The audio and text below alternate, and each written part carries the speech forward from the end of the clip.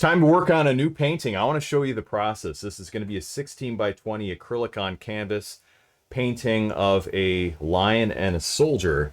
And it's an idea that the guy I'm doing this painting for came up with. And he basically wants something to symbolize how Jesus fights his battles. In fact, I'm going to call this painting He Goes Ahead of Us. And that's based off of a scripture verse in Deuteronomy that the Lord goes ahead of you and fights your battles. Now, we have to show up. And if you look in the book of Ephesians, there's in chapter 6, it talks about taking up the armor of God. The helmet of salvation, the sword of the Spirit, the breastplate of righteousness, the feet that are ready with the gospel of peace, belt of truth, putting on the armor of God. And we still have to show up for the battle. We still have to go through our trials and our difficulties, but God is the one who actually fights our battles. Jesus goes ahead of us, and he's that fierce lion that we can take courage when he's ahead of us because he's actually leading us through. And in this image here, we have fires all around. The Bible says we go through the fire, we go through the water, but we were not burned, we were not drowned. And the lion is leading the way, and he's this guy's shield. And the Bible says the Lord is our shield and our protector. So that's what I'm trying to illustrate in this. I have this in the sketch stage right now. We're going to begin the painting process. I want to show you here because I just treasure you in this YouTube channel and as a student as well in my school. And I just want to show you the process. And I hope this encourages you, not only in your portrait painting, that I can show you some tips, techniques, ideas on how to take your paintings to the next level, but also in your life. If you're going through trials, that there is a God who goes ahead of you and fights your battles, but you do have to actually show up. And we're going to show up today. We're going to work on some painting. It's going to be fun. So, Father, I ask a blessing on this painting. Apart from you, I can do nothing. With you, I can do all things. Thank you for this opportunity to paint something like this that really has a clear idea of you, God, going ahead of us and fighting our battles. It's something I can really enjoy as I paint, and I pray that others would as well. Bless them in their painting. I pray that I can share some tips and techniques that would be of benefit to them, and I ask this in Jesus' name. Amen. Okay, so we're going to go ahead and begin. I'm just going to show you some colors on my palette in case you're not used to the way I paint. I do use, I employ the acrylic glazing technique, and that involves using a little bit of acrylic paint, but a lot of matte medium, and that's a clear medium. That's basically acrylic paint without the pigment. It's just the binder, the poly resin binder. And you mix a little bit of paint into that, and you can create translucent effects, a lot of depth, a lot of shading. It allows you to blend, even though everything dries very quickly. Here's the colors I use: raw umber dark, burnt sienna, raw sienna, phthalo blue, ultramarine blue, alizarin crimson, naphthol red, organic orange, Indian yellow, and titanium white. So what we want to do to begin this painting is kind of set up the value structure. So again, if we look at our reference photo, we got a lot of contrast here in the background, and we want to establish some contrast right away on our canvas. So in order to get that really luminescent fire, we'll have to leave that light for now. But this is a little bit of a different way of painting, but I'm going to show you the process. We're going to take some raw umber dark, a little bit of ultramarine blue, and when you mix those two colors together, you kind of get a gray of sort, almost a Payne's gray. And then you can take those two colors and pretty much get any gray you want, but sometimes you'll have to add alizarin crimson to balance out the red profile of the color. Otherwise, it gets maybe a little too blue or greenish without that. But I think this will work because we're painting trees. Again, if you look at the reference photo, that's what's going on in the background, are all of these trees here. And they're very, very dark. They're in shadow. So that's what we're going to work on. So again, want to adjust this color, maybe add just a little more ultramarine blue to that mixture, help it to recede more. We're going to favor that side of our mix. and that should work well. You'll be able to see, get an idea of how this works when we apply it to the canvas. Now sometimes I'll put a toning layer over the painting as well and mute it down.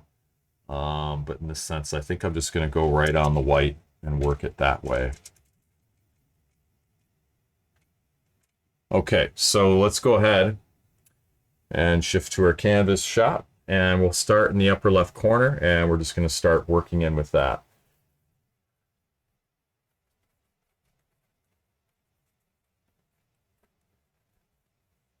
So we want to paint around some of these areas like the fire, you know, leave that a little bit lighter.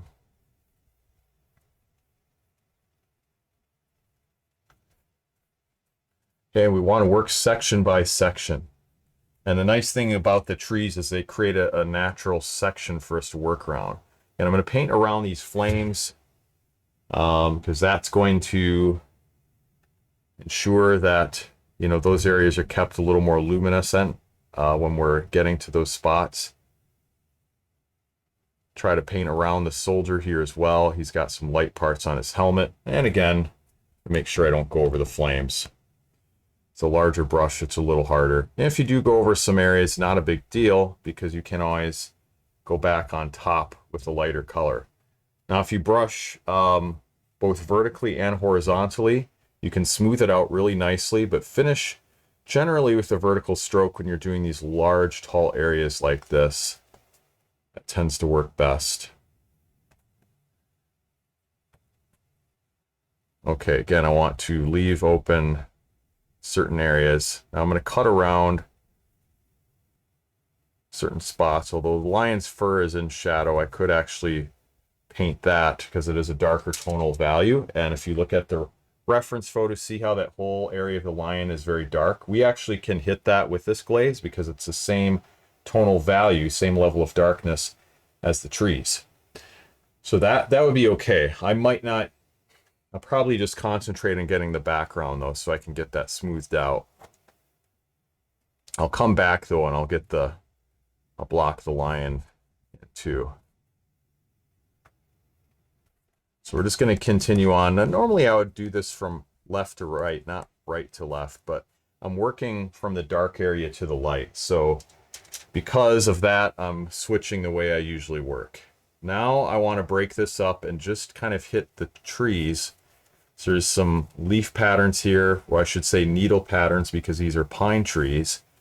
And we want to begin to kind of get, you know, those little areas in there. If I could just show that to you. See that? We want to get all those areas in, and those patterns, break it up as we get to that other side. So that's what we're going to do. So I'm using a little less pressure here as we're getting into these areas. Now I do want to get some distinction cutting around the edge of the lion using firm pressure and just kind of hitting the corner of the brush in those areas.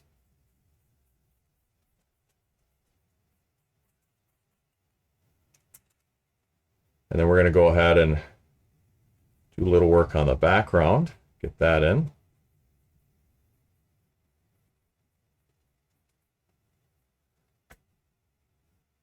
And let's get this kind of vertical tree up here. So again, I'm painting around the flames because I want to keep those very bright, very luminescent.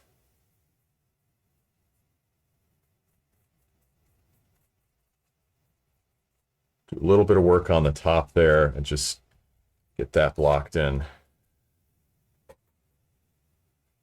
All right, so we're shooting, you know, for filling the area in as smoothly as possible. And you can see in my painting, I have that pretty smooth right now.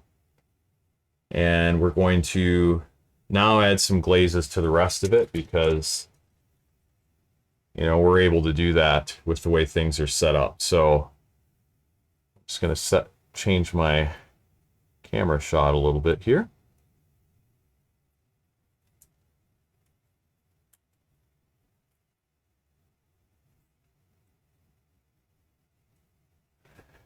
Okay, so now let's go ahead and block in using the same glaze part of the lion. And remember, I told you I was going to put this glaze on the shaded part of his body. And that's important because when you're painting realistically, you want to make that distinction between value and color. And value is more important than color, 9 times out of 10.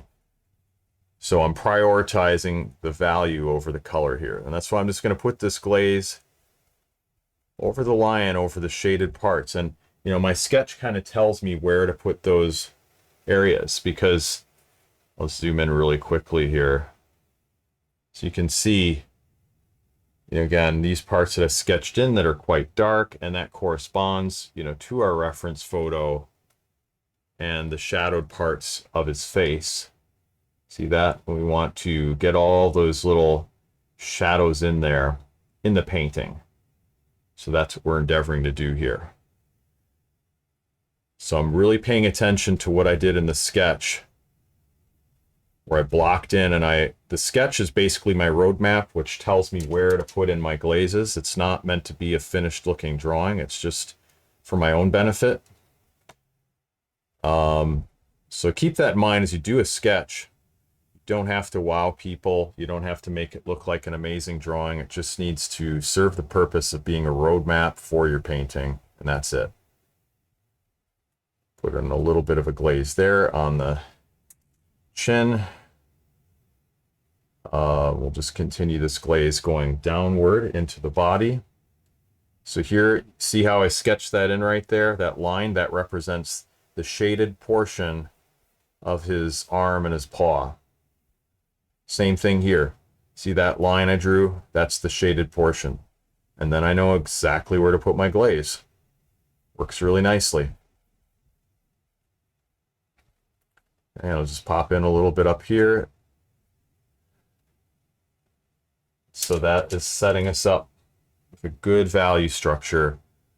Okay, now on this part of the body, I'm going to put the glaze this far. Now, even though we've got the highlighted portion according to the reference photo, if you look at it, got that highlighted portion. It's just a slim little crescent here. See that? On the left-hand side of the leg, that slim white shape.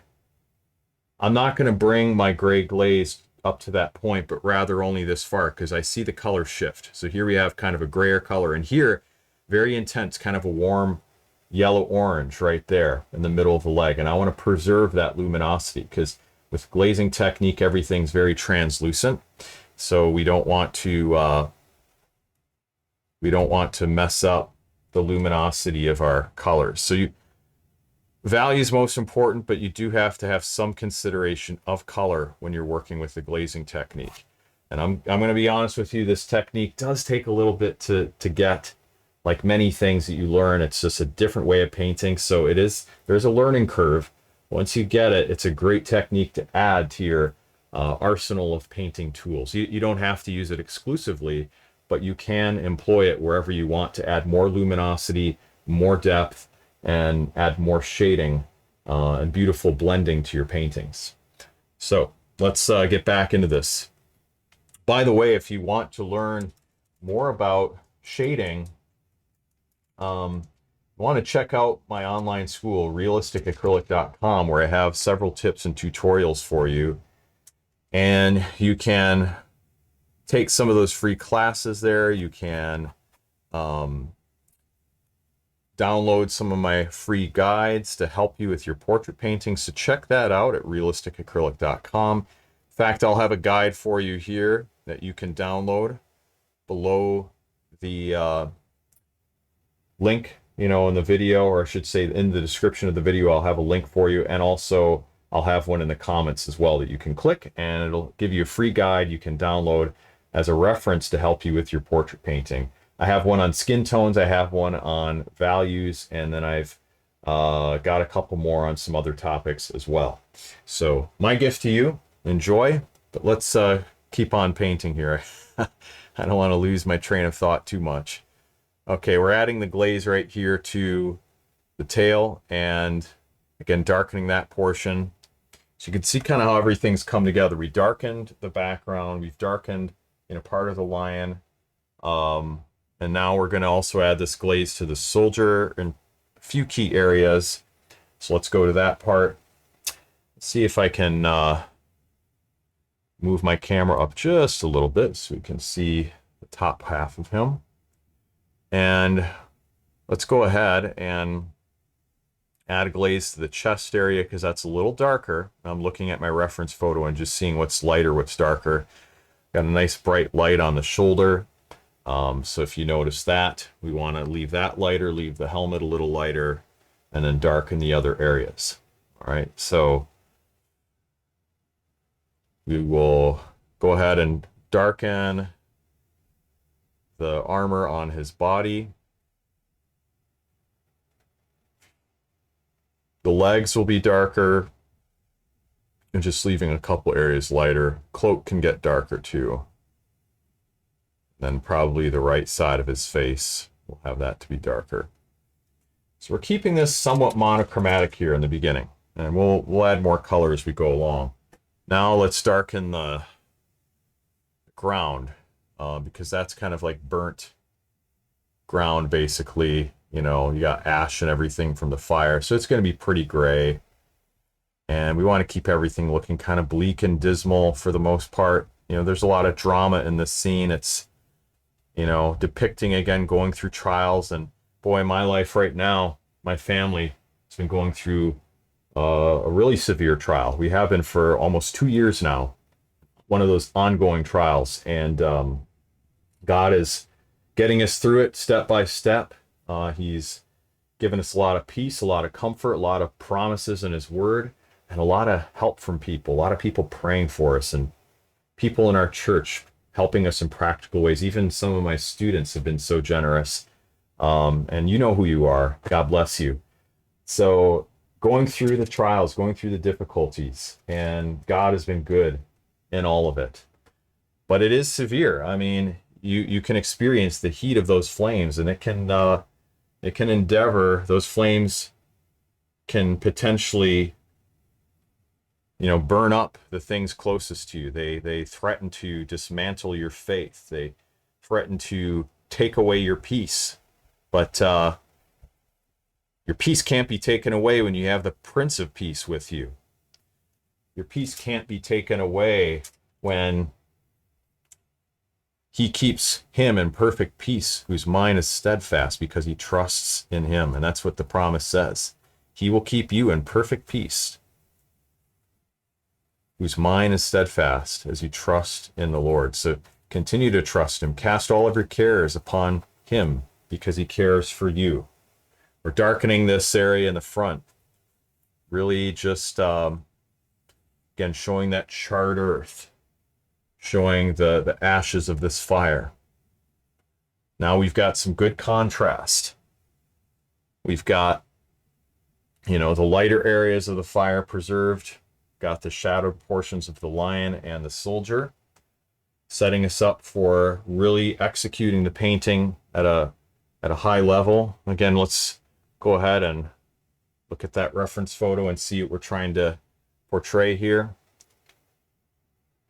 All right, contrast in the background, highlighted areas of the lion on the left, flames, soldier. That's what we're trying to do, is just set up the tonal value structure here in the painting. And that's what we've achieved in this first layer, basically using a gray color. So I hope you've enjoyed this process, and I look forward to sharing more with you on it. I think it's going to be a fun painting to do. I want to kind of share more of the process with you than I have in the past, and just do a lot of videos here to demonstrate. So thank you so much for watching. Again, check out my website, realisticacrylic.com. Check out the resources I have for you here in this YouTube video. Again, in the description of the video or the top comment to help you with your portrait painting. Look forward to sharing more of the process. May the Lord bless you and keep you. May his face shine upon you in Jesus' name. Enjoy watching more of this painting process. See you in the next video. God bless. Take care.